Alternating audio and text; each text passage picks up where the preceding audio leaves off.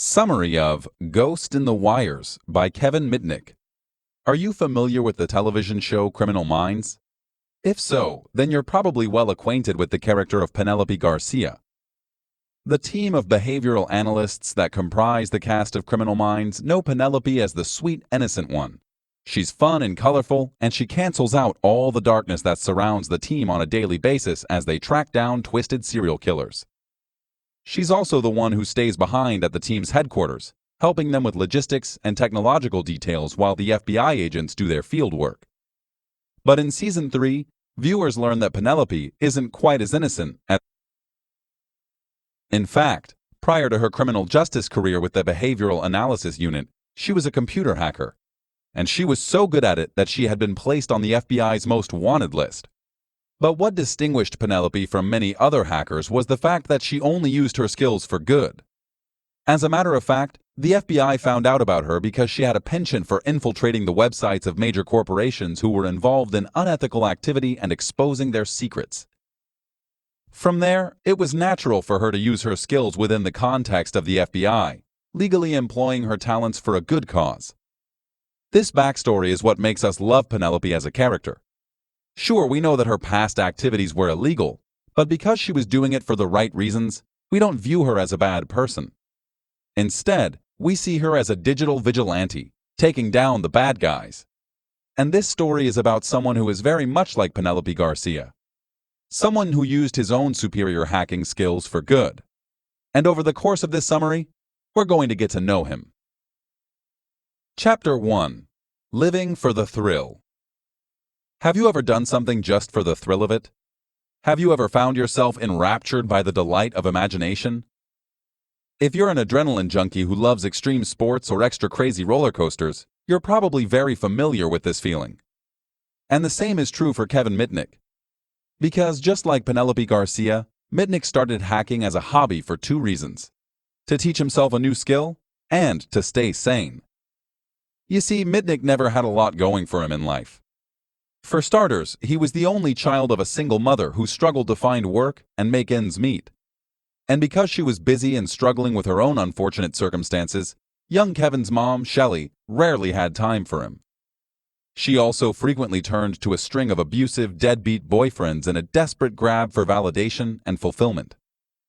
To make matters worse, her boyfriends didn't just abuse Shelley, they also beat Kevin. So as a kid who had little love, support, or stimulation, Kevin quickly learned that he would have to rely on himself for entertainment and escape. And that's exactly what he did. It all started when a neighbor showed him a magic trick. This is such a normal thing that any adult might do for a child without thinking, and there's a good chance that the neighbor probably forgot about his act of kindness. But Kevin remembered it forever. Kevin loved how magic activated his imagination and invited him to explore the manipulation of reality. He soon developed an intense fascination with magic tricks. But it wasn't long before Kevin realized that other things could be manipulated too.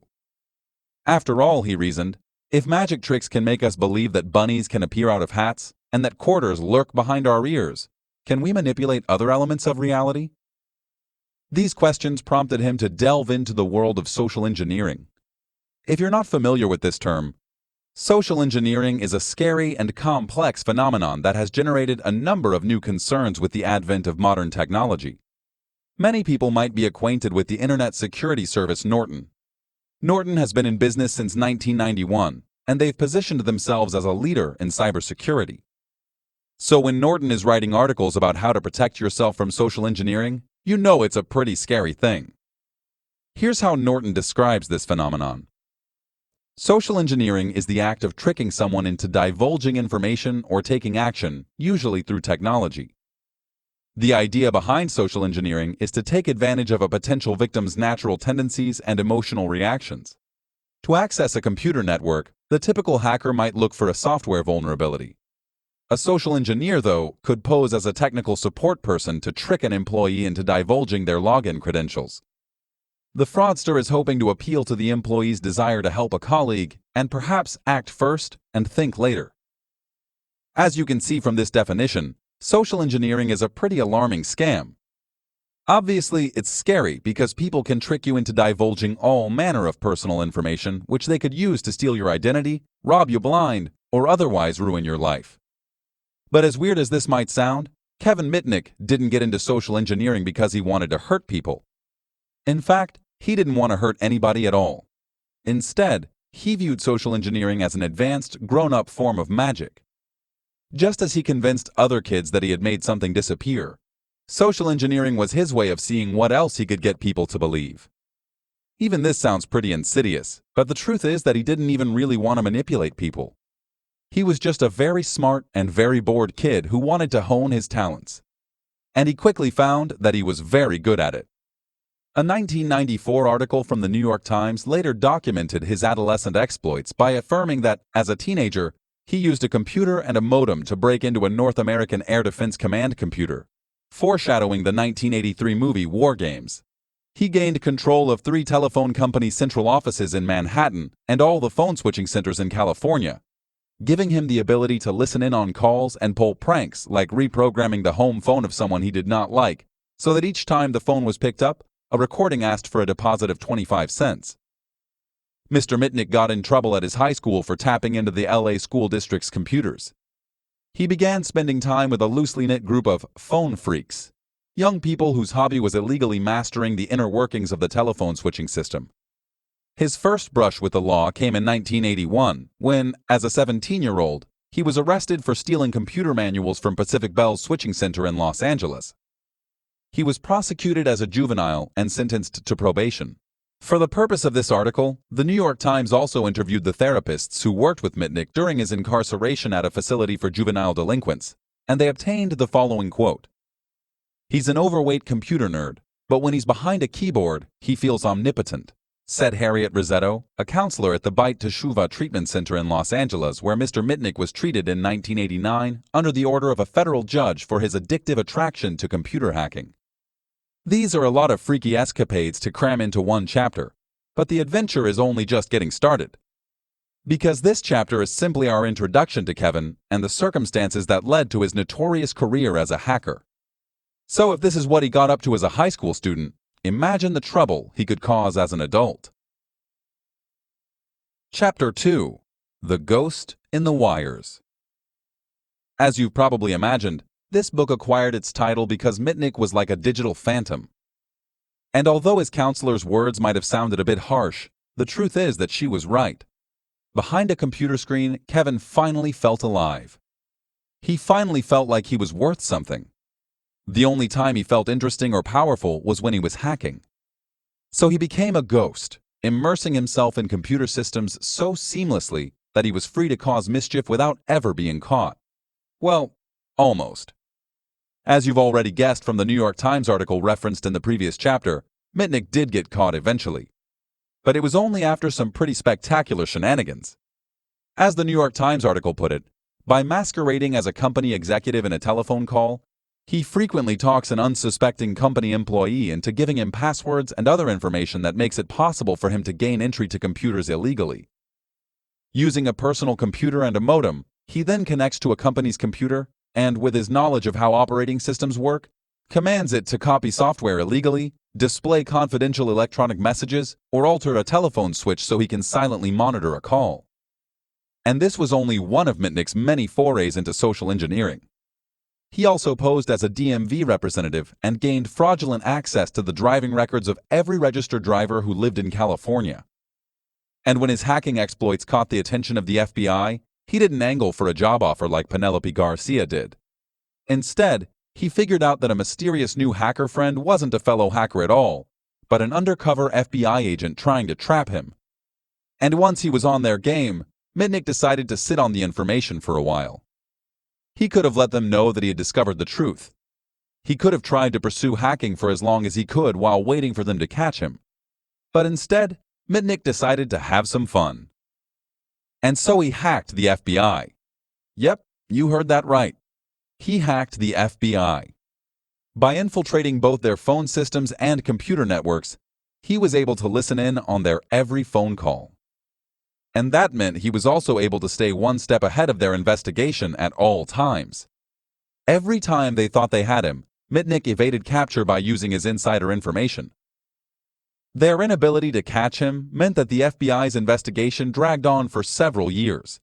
And over the course of those long years, Mitnick moved multiple times, flitting from California to Nevada to Colorado to Washington to North Carolina. Each time he moved, he changed his identity as well, adopting a new name and social security number. He had, of course, obtained every aspect of his new identities through hacking. That's quite a lot of moving and quite a few names to keep up with. But as exhausting and confusing as it was, Mitnick's adventures kept him afloat and out of jail for years until the spring of 1995 when he was finally caught. The saddest part was that he was apprehended while trying to seek honest employment. Unfortunately, Mitnick's hobbies had made it incredibly difficult for him to find a job, because no matter how many times he changed his identity, something about his past always raised a few red flags. It didn't help that his arrest as a teenager and his time in a juvenile detention facility had been widely publicized in Los Angeles. And because his skills were pretty exclusively suited for electronic employment opportunities, it made matters even worse. After all, no tech company is excited to hire a hacker. But despite his streak of bad luck on the job front, Mitnick kept trying to get a real job. For him, hacking was simply a hobby. It had provided him with a source of entertainment and validation as a kid, but it was never the only thing he had intended to do with his life. Yet, time and again, he found himself failing background checks, losing jobs, and facing unemployment again. It was when he changed his identity once again and found a job in Seattle that it all finally caught up with him. When his new company became suspicious of Mitnick's electronic activities, they called the police and asked them to launch an investigation. From there, it was a quick downhill slide once the Seattle police uncovered the truth about Mitnick's identity and the many identities he had stolen. And once the truth came out, the FBI quickly swooped in. If you're wondering why the FBI was so invested in tracking him down, it's because they thought Mitnick was a serious threat to national security. Even though Mitnick had no interest in robbing anyone or using the information he had gained, the FBI couldn't understand that. Because Mitnick had committed some serious previous violations in multiple states, they believed that he must have had evil intentions for stealing so much personal information. And because he could have done serious damage with that information if he wanted to, the FBI felt he had to be punished. To that end, the FBI pursued the maximum sentence for every charge, and Mitnick found himself facing multiple life sentences that amounted to 460 years in jail. But fortunately, Mitnick found hope when his story reached the public and awakened sympathy. People were shocked by the severity of the charges that had been leveled against him, and they felt sorry for a talented nerd who simply took information as a hobby without intending to harm others. So his sympathizers launched a Free Kevin campaign and petitioned for his release. And after serving only 5 of his 460 years in jail, Kevin Mitnick was finally released.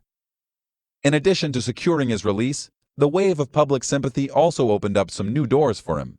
Just like the Criminal Minds team recognized the benefit of having Penelope Garcia as an ally, many corporations realized that Mitnick's skills could be used for good.